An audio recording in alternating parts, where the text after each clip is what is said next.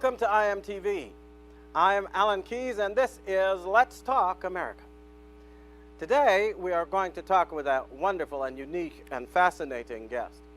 But before we get to that, I think I want to remind you that we're coming up on a big day for us, Liberty Fest 2019, right here in our headquarters location in Tennessee, Pigeon Forge, Tennessee. We're going to have some wonderful guests in, highlighting Frank Gaffney, among others. Stacy is going to be there. I'm going to be speaking in the evening.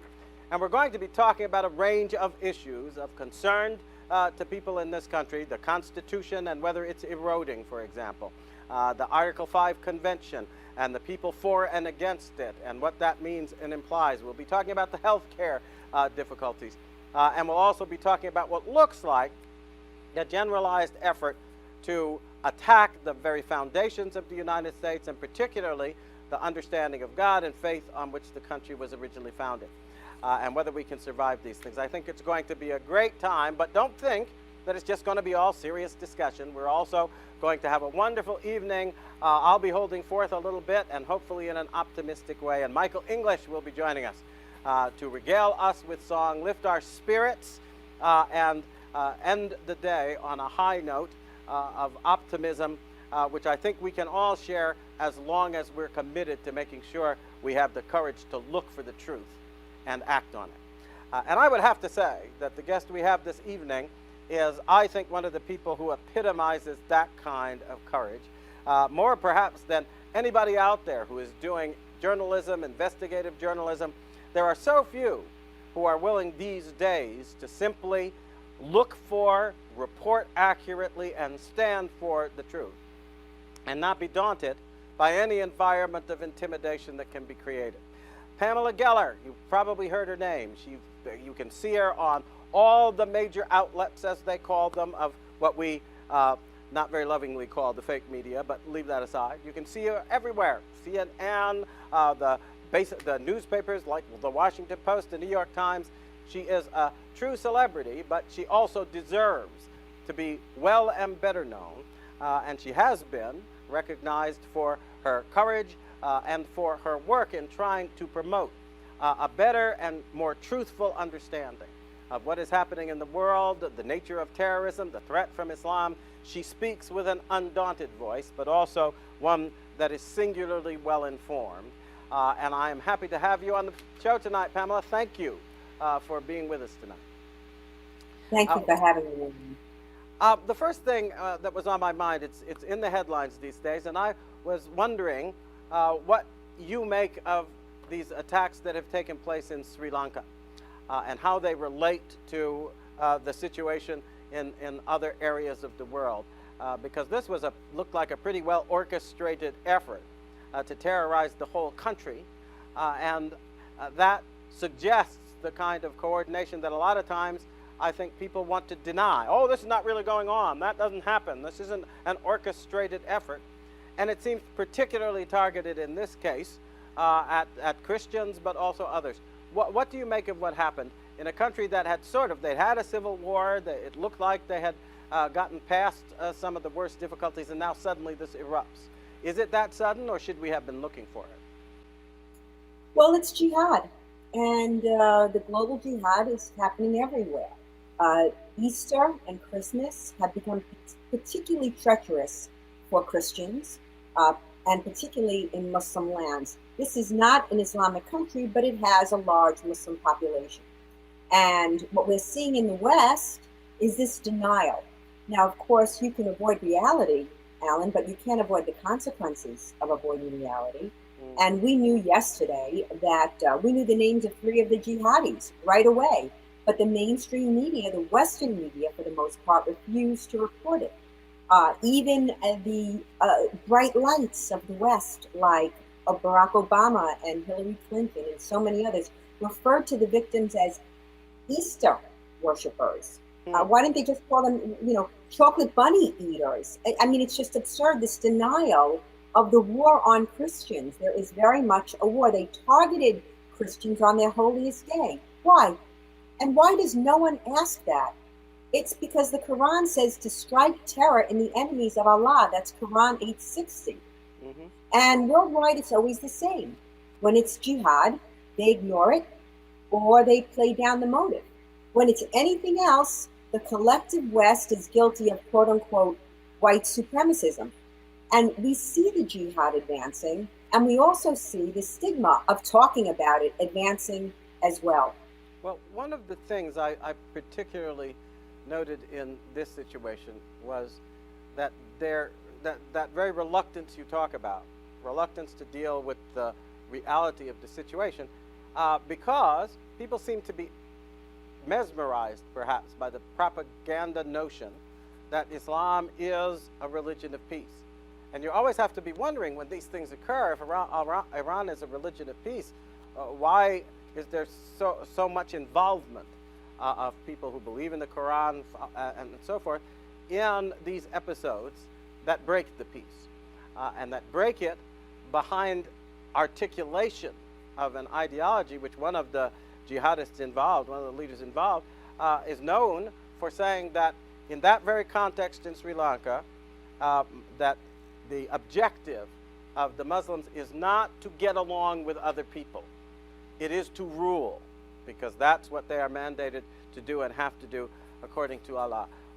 Is that, which of these things is the valid view, or how much validity does it have? Because it seems incongruous to be trying to treat the whole situation as if this is an anomaly, it's a religion of peace, and yet we are now again and again and again seeing empirical confirmation of the warlike underlying attitude that then expresses itself like this. What are you to do in a country with these differences of religion when one of the parties involved is standing up and saying, well, we're not going to be content to just cooperate and try to live peaceably, we must rule, that's the mandate of our faith? Well, it's interesting, and I think it speaks volumes that they have to keep saying that it's a religion of peace. Why do they have to keep saying it? Because there's constant violence and bloodshed. And actually, the statement is only half said. Islam is a religion of peace. That's only half the statement. They leave out the rest. It's a religion of peace under a Pax Islamica, under a world living under Islam. It is in Islamic texts and teachings that Islam is to be victorious over all other religions. It is a supremacist doctrine. Unlike Jewish law, which pertains only to Jews, or canon law, which pertains only to Christians, Islamic law, Sharia law, asserts its authority over non-Muslims, which is why you see the oppression and subjugation of non-Muslims in Muslim countries. It's hell for them in so many Muslim countries. Why is that? It's not Muslims taking it upon themselves. They are following pure Islam. They are following authentic Islam.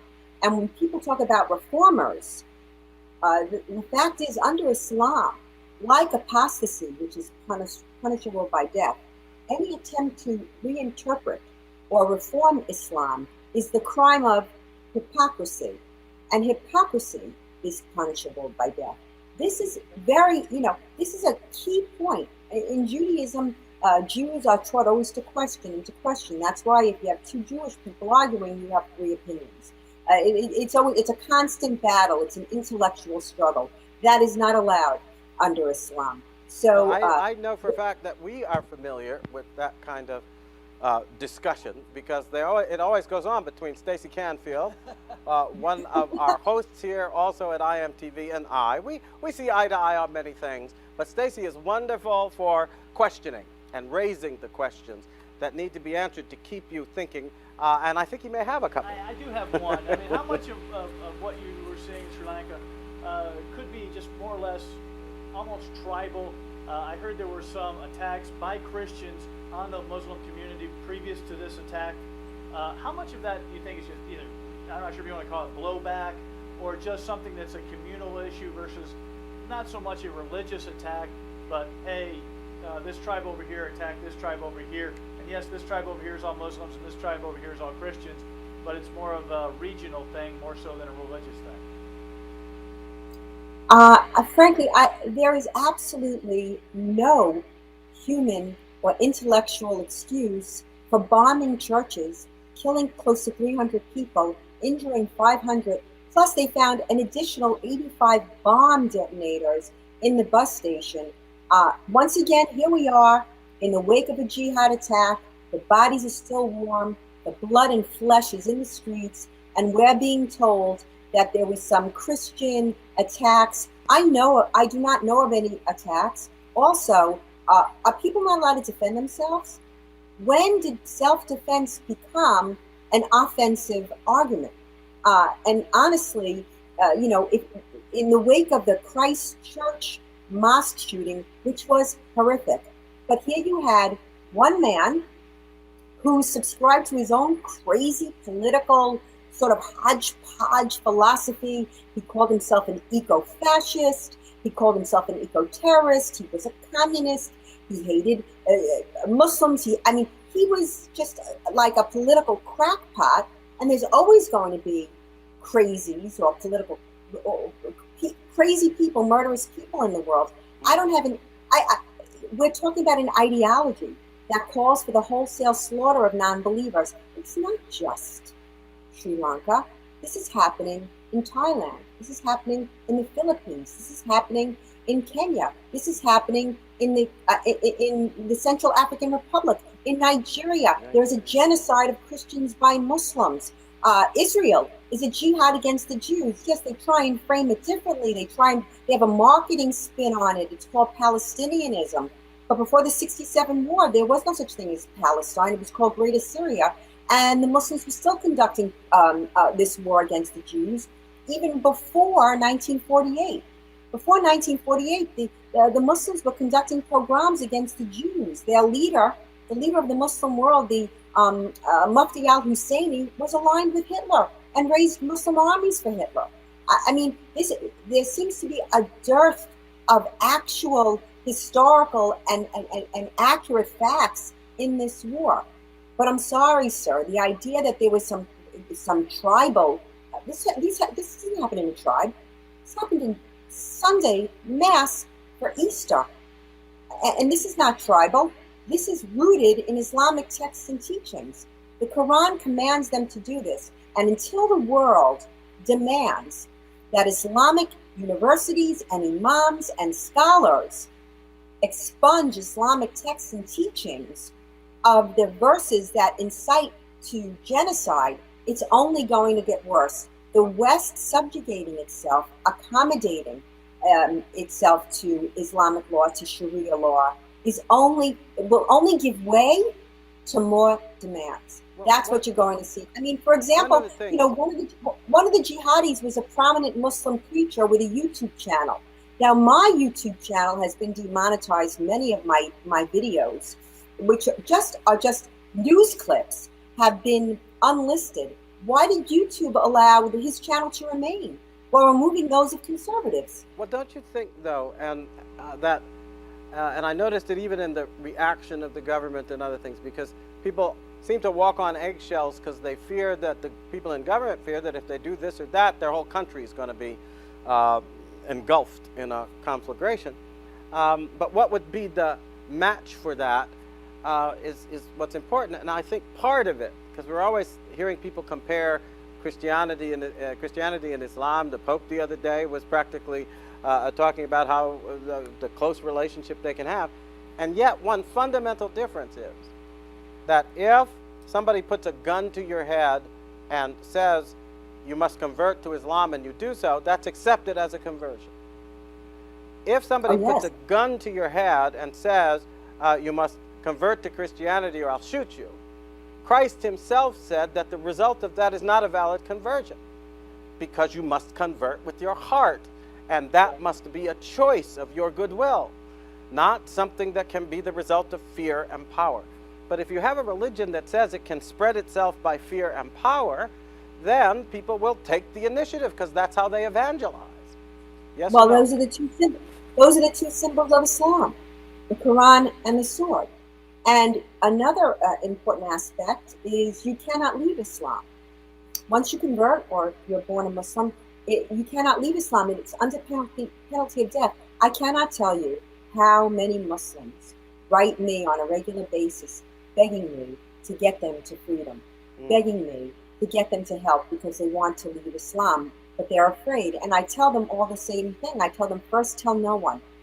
Do not tell your family. Do not tell your community. Do not tell your mosque.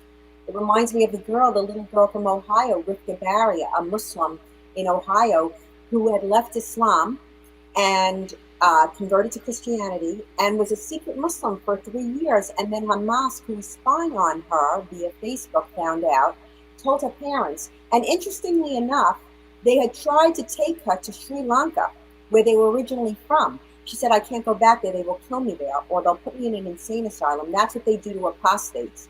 So this is going on in Sri Lanka for some time. As for governments that fear being engulfed, let me say this. You're going to be engulfed, especially if you fear it. Look what's happening in Europe.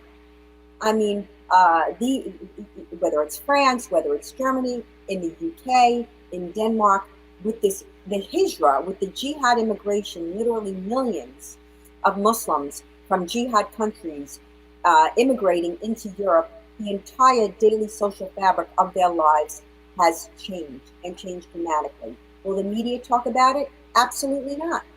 When there were mass sexual attacks on New Year's Eve, you had the Chancellor, Angela Merkel of Germany, she had law enforcement scrub the CCTV tapes. She told law enforcement not to take those reports, as if you could make this disappear. And that's what they're trying to do. It's what you're seeing with the scrubbing, even with the Sri Lanka attacks.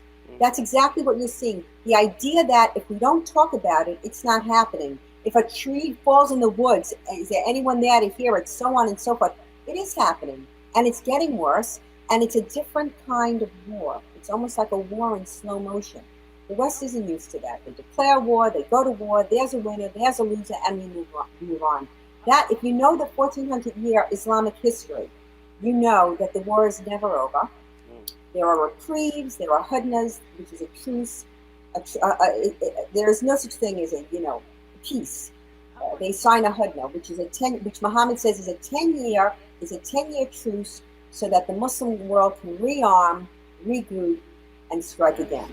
How much of what would you say? I'm sure we talked a little bit briefly before the show started about the French protests, the orange vests or the yellow vests that they had.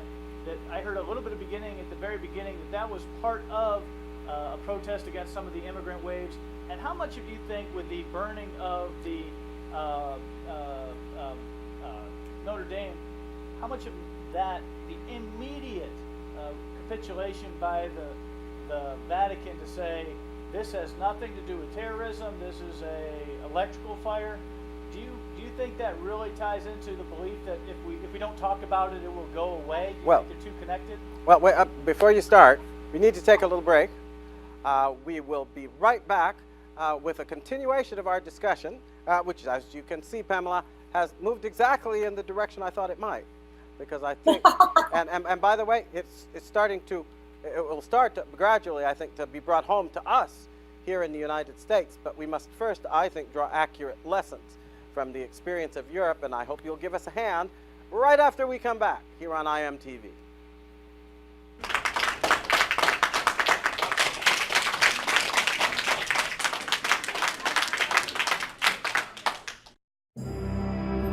You can watch our international Roku channel at IMTV.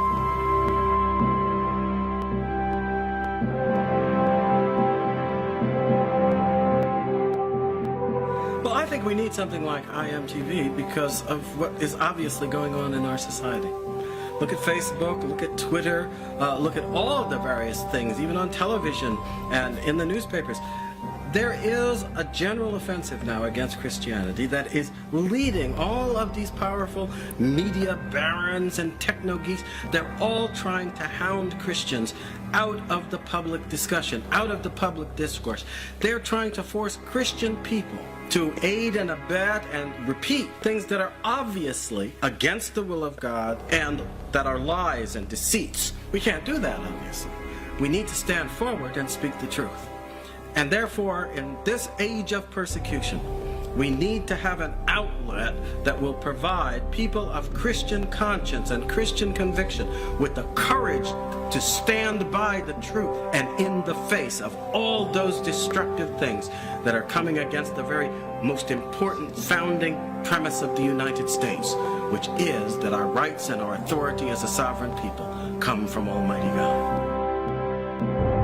See us online at our website, imtv.us.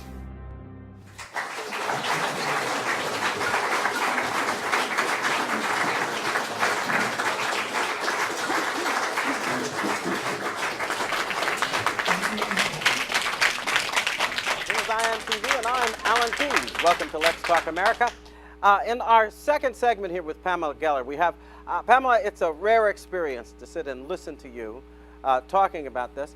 And I think the question that was raised just before we left, when Stacy was talking about what has been going on with the Gilets jaunes and what's going on as well in terms of the reaction of the governments in Europe, their situation seems very much informed by the fact that because of this whole program of that has been pressed upon them by various forces, which under the slogan or rubric of open borders, right?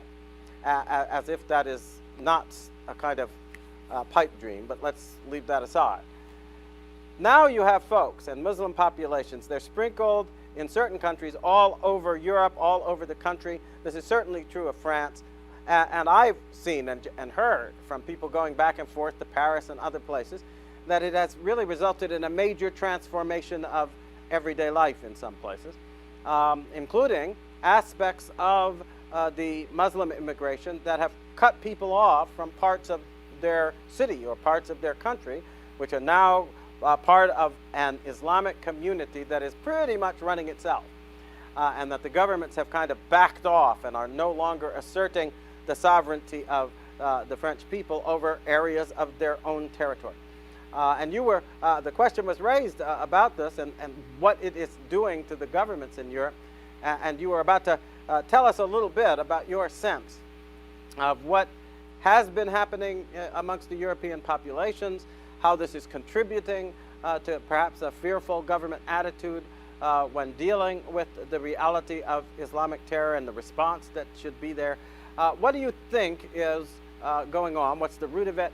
And what would you see as coming out of what appears to be this kind of induced timidity in the governments in Europe in dealing with the facts of their situation?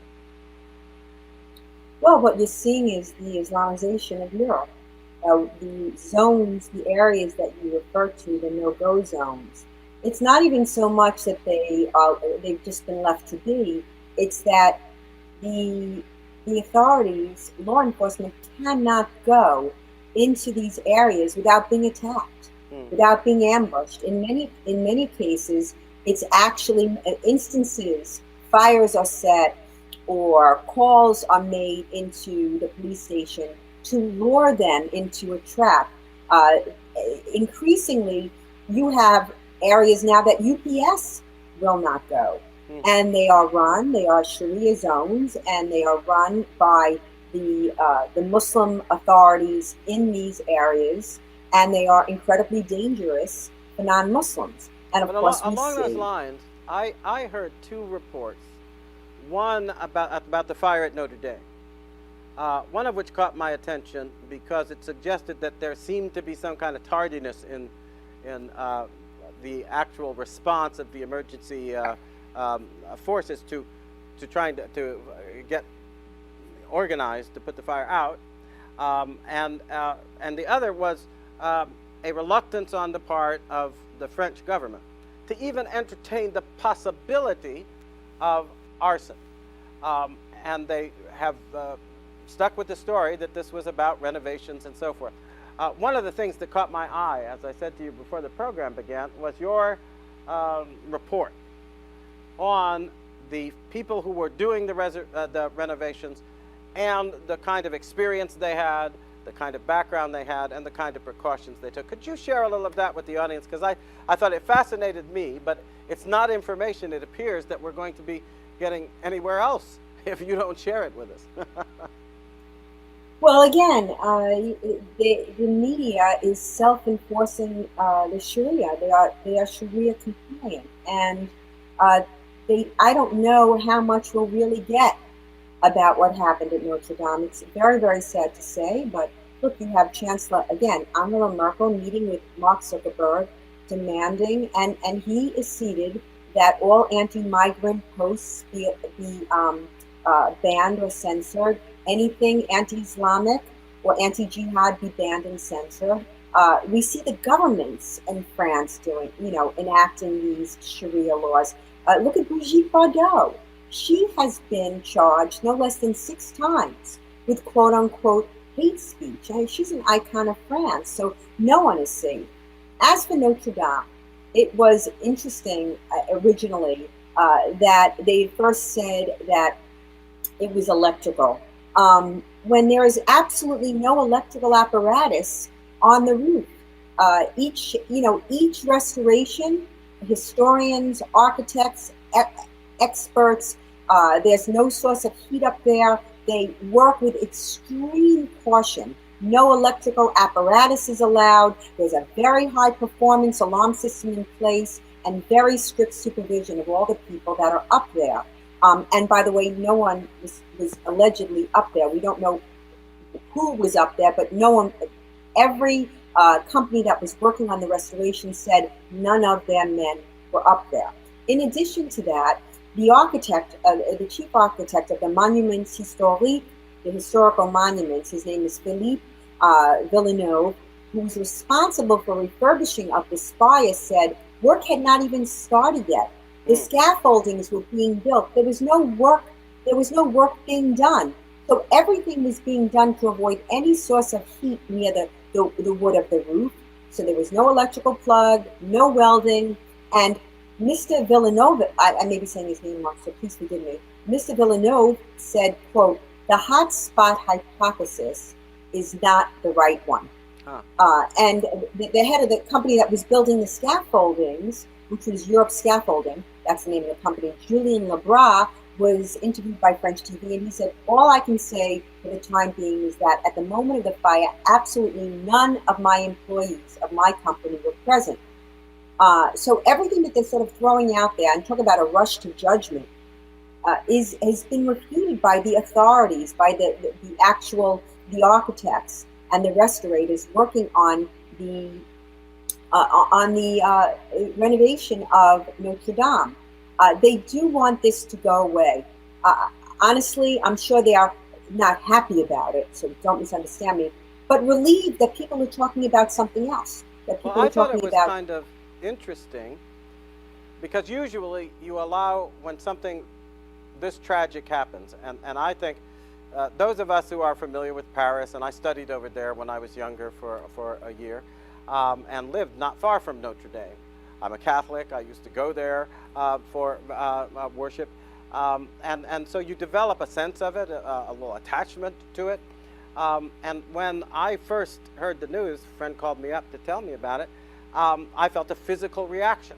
It wasn't as great, for instance, as the day of 9/11, but it was nonetheless real in terms of just a sense, oh my gosh, this is something that you can't process easily because it so shatters something that's part of the background and assumption of what's in your world. And now something that was part of that background and assumption is gone, or at least deeply damaged, and it's a shock. And in the course of that shock, I think we then wanted some answers, but were not being given any truthful answers. I thought, because people were so afraid that the answer might involve Islam. Now, I am not a fan of the word Islamophobia, which means fear of Islam or homophobia or any of it, because I think people are wrongly using the implication of fear. But it does, I think there is a fear that results from terrorist acts. And I think that fear is pervading the expectations and thoughts of people in Europe as they try to react against these things without really looking at the facts that underlie them. Is there any way to cut through that? Because I know that that's part of your vocation, But in order to get to the truth, can we be assured, for instance, that a real investigation will be conducted no matter where it leads?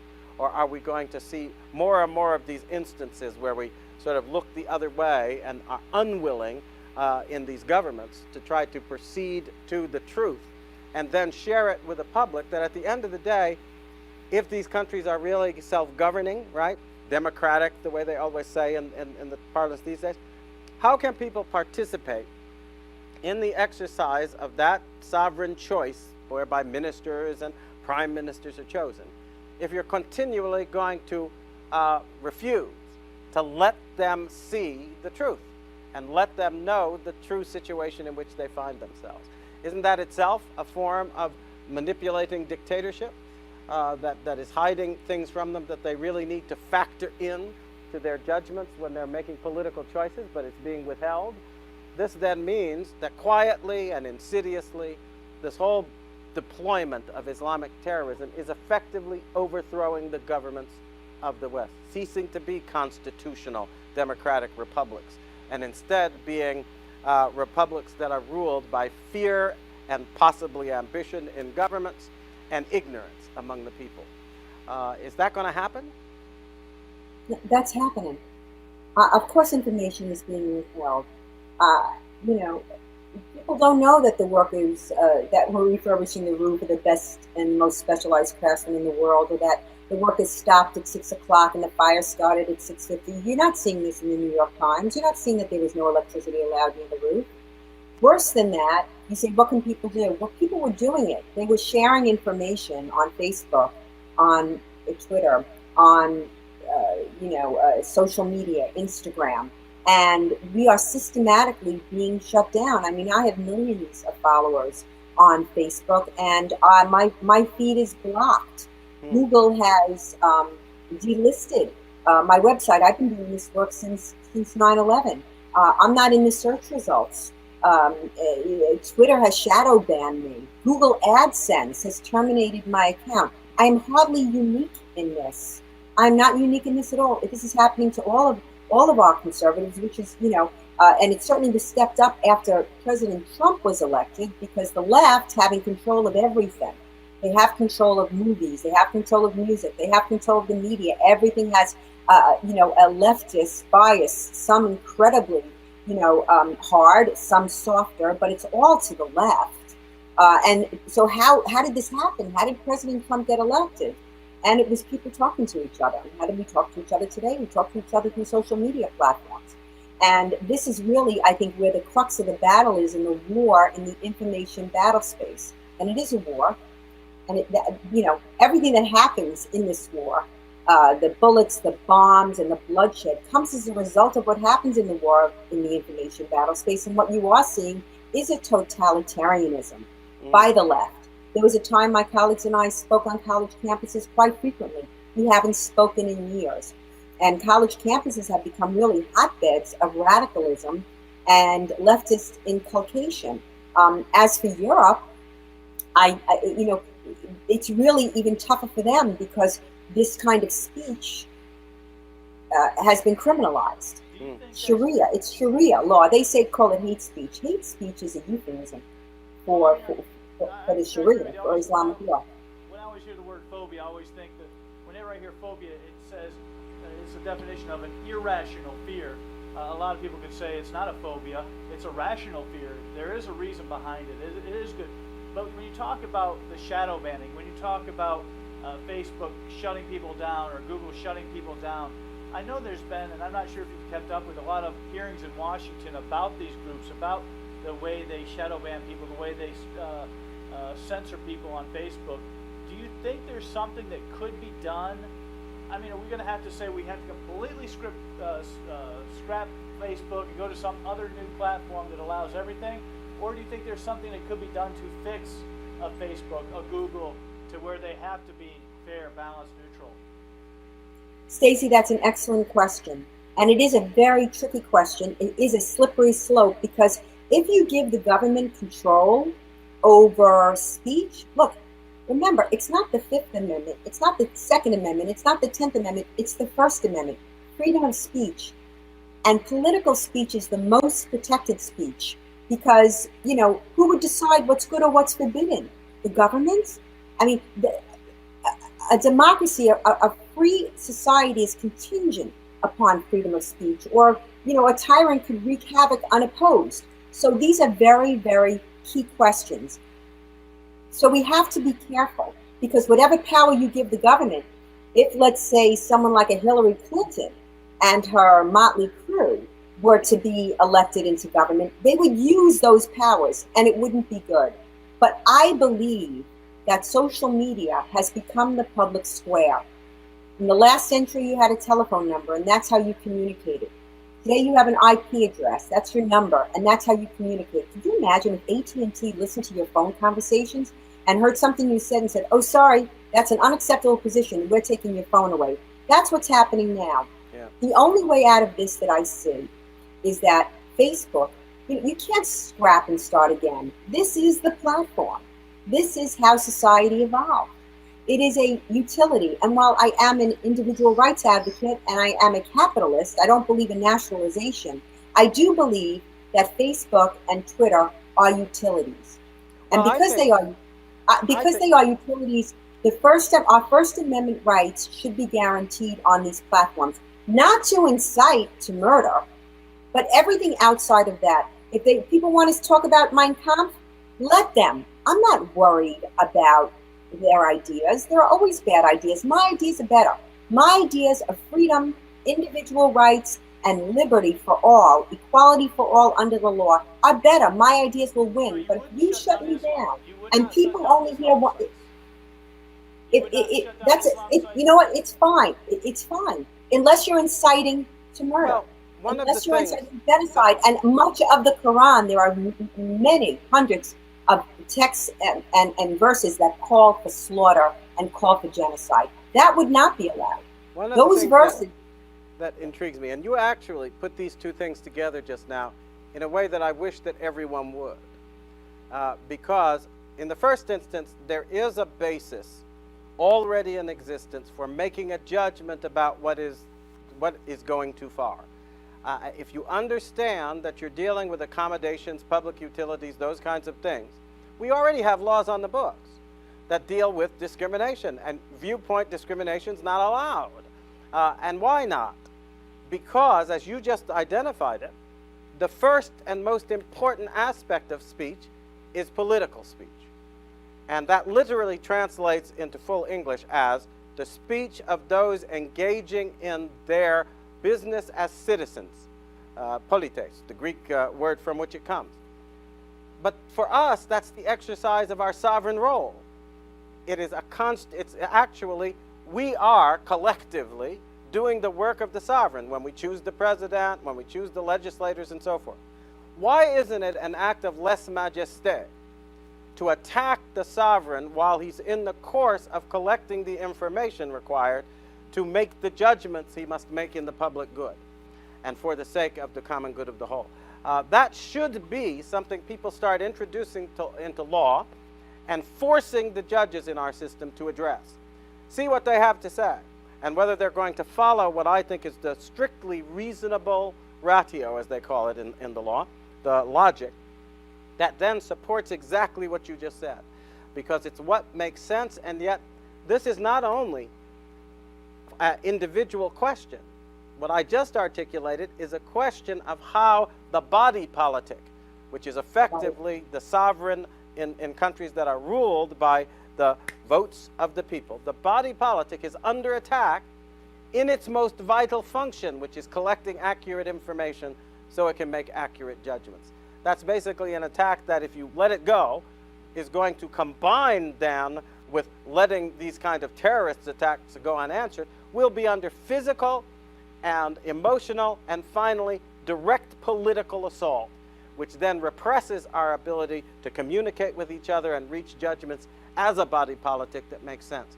What you just said, I think, hit the nail on the head in terms of the challenge, and the tools are there. We just need to impress on our leaders, I think, starting with President Trump, starting with representatives in Congress, that they need to look at it this way and stand up to defend the constitutional position of the body politic in all our countries, because we're all supposed to be governed by the votes of the people. Does that make sense? It makes sense, and I don't think people are aware of the war on free speech. I mean, I have filed lawsuits in every major city, in New York, in Boston, in San Francisco, in Seattle, in Chicago, when they refused to run ads, political ads of mine, which were responses, my ads were responses to ads that were running by jihad groups, by anti-Semitic groups, American Muslims in Palestine, a viciously anti-Semitic group. And we would sue, and we won. I mean, we wrote historical speech law in New York. We won in New York, we won in San Francisco, we won in Seattle. We just recently won in Seattle. An FBI want ad. We're talking about an FBI want ad in Seattle that Muslims said was offensive to Muslims, because most of the global faces of terrorism are Muslims. So by saying that, it's Islamophobic, apparently, and disparaging to Muslims. And so Seattle wouldn't run it, even though it was an FBI and State Department ad. We sued, we won. And in every single case, the city then bans political ads. My lawyers at the American Freedom Law Center, an amazing and really cutting edge First Amendment legal firm, calls it the Geller ban. But for the first time in New York City history, can you imagine? They banned political ads. New York has, Boston has, Miami has, Chicago, Denver, San Francisco, LA, Seattle. Well, people don't know this, Alan. People well, don't know this. I think they don't. And I think one of the things that I have been trying to do is to present it in exactly the context you have, so that we'll see that the individual right is actually against the backdrop of what is, in fact, our responsibility as a whole people, as a whole citizen body. And that means going to court and raising the question of the infringement of individual rights, but also raising the attack on what is an essential function of the body politic. Because the judges and the courts are not yet addressing that aspect of this particular kind of censorship. And it's the one that I think most deeply threatens the integrity of our constitutional governments throughout the West. And the degradation of those governments just becomes another part of what is the general pressing forward of various factors, including Islamic terrorism, the collapse of a reasonable discourse in many ways, so that we're just being pummeled all the time with emotions to go here and there. It's all pushing us in a direction that in the end unravels, disintegrates, deconstructs, as they say, the basis for the kind of decent free societies that we have tried to build and maintain. I've got to say, Pamela, this has been a time that has gone so quickly I can't believe it. I hope that you will come back, because there's so much to dig into, and you do such a good job of helping us to address it. And I just want to say a sincere word of encouragement for you, because what I said at the opening of my program, I deeply and sincerely feel and believe. I think we have a lot of folks in this country who have forgotten that if we're to maintain liberty, we must show the kind of courage that will stand for the truth, speak for the truth, fight for the truth, no matter what the threats and consequences. They use that word phobia all the time because they want us to be ruled by fear. But if we follow the example of the Pamela Gellers of this world, we will never bow the knee to that kind of coercion. And I want to thank you for setting that example, and let you know that I pray continually for you and all those like you who have the courage to stand up for truth and reignite the courage that I think is going to be necessary if we're to survive this period in which so many things are pushing for the overthrow of what I still think is the greatest and most decent experiment in human self-government that the world has ever seen. And we shouldn't let it go into that bad night without a fight. And you're fighting, and I want to thank you for it. God bless you. Amen. God bless you all, and thank you. Thank you.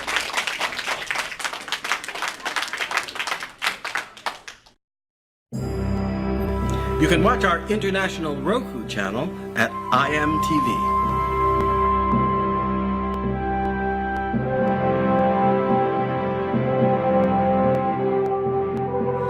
think we need something like IMTV because of what is obviously going on in our society. Look at Facebook, look at Twitter, look at all of the various things, even on television and in the newspapers.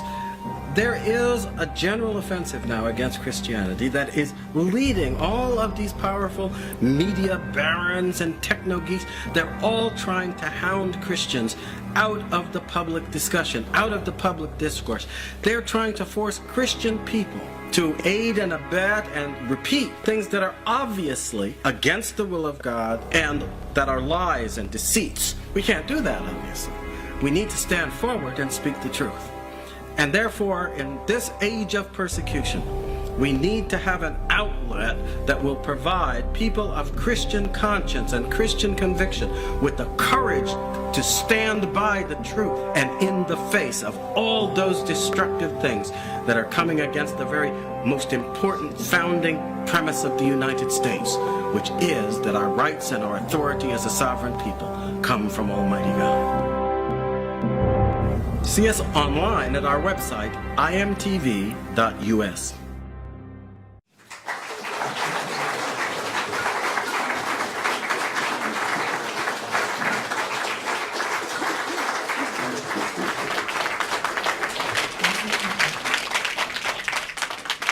Well, I think that we ended our discussion with Pamela Geller, in a sense, in a great position to do what we hope to do in this part of the program, which is kind of, I think of it as bringing it home, but also bringing it together. Because that, starting out with the attack in Sri Lanka and the imminent threat of violent terrorism, and then moving all the way over to what must be done in terms of our own political resolve and our own courage as citizens in order to combat what is keeping us perhaps from understanding and dealing with these kinds of threats, I thought it was the perfect combination. What did you make of that? I loved it. I thought she brought some great points. She really did, like you said, pull it all together from things that are happening far, far away, and then brought it right back home to here in America, where we are and where we're going, and things we could be looking at in the not too distant future if we don't watch our step. I think that's exactly right. And it's part of what we'll be trying to do on Let's Talk America in every show that we can put together, especially when we find what I think are folks who are really out there with the experience, but also with the courage to share the fruits of that experience in ways that shed light on our situation. And in this particular case, it was especially important, I think, to bring home the truth. Terrorism tries to take us down by creating a total environment of fear that cows us each as individuals, right? As we go about our everyday life, never knowing whether we're going to face that kind of outbreak of violence, as has happened in London and elsewhere, as did happen in Sri Lanka, and the people in the midst of worship, where they should feel that they can be secure and safe in the arms of the Lord. People trying to terrify us in the very core of our emotional and spiritual life.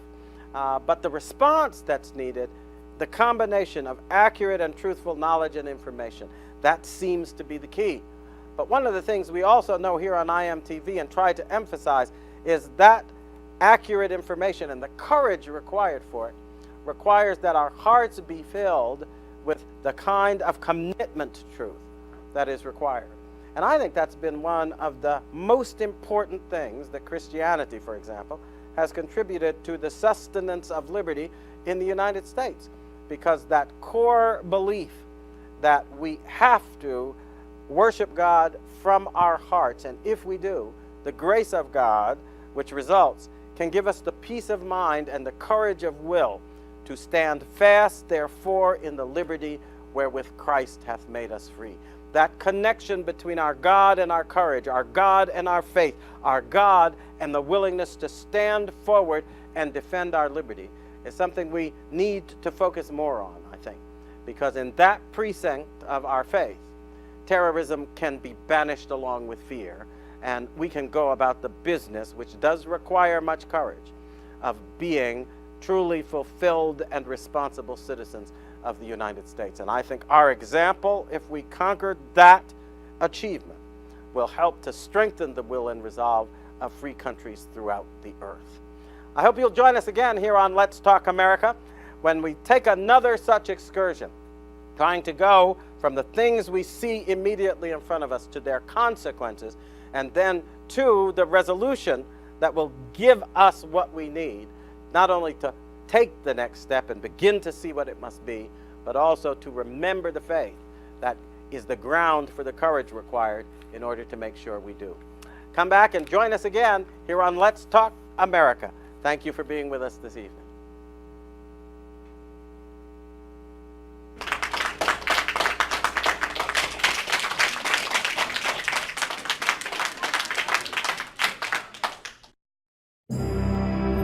You can watch our international Roku channel at IMTV.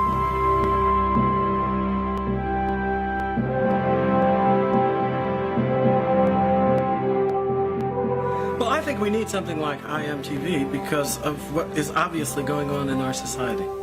Look at Facebook, look at Twitter, look at all of the various things, even on television and in the newspapers. There is a general offensive now against Christianity that is leading all of these powerful media barons and techno-geeks. They're all trying to hound Christians out of the public discussion, out of the public discourse.